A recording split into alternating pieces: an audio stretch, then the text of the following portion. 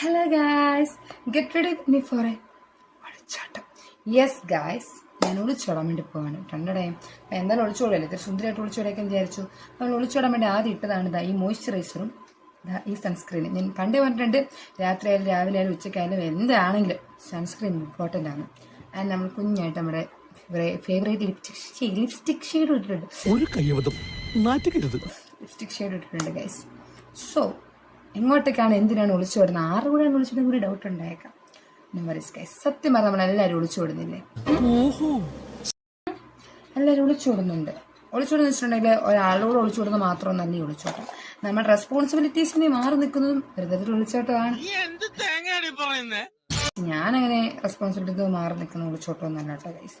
പിന്നെ കണ്ട് കുറച്ച് ഹൈലൈറ്റ് ആയിട്ടിരിക്കണം. ഒളിച്ചോടുവാണെങ്കിലും ചത്ത് കിടന്നാലും ചമഞ്ഞ് കിടക്കണമെന്നാണല്ലോ.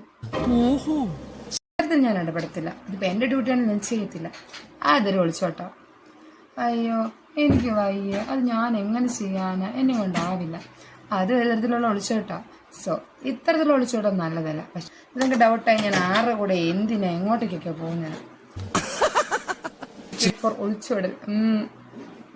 സോ ഫുൾ വീഡിയോ യൂട്യൂബ് ചാനലുണ്ട്, കണ്ടിട്ടുണ്ടെങ്കിൽ മനസ്സിലാവും ആരുടെ കൂടെ എങ്ങോട്ടൊക്കെ എന്തിനാ.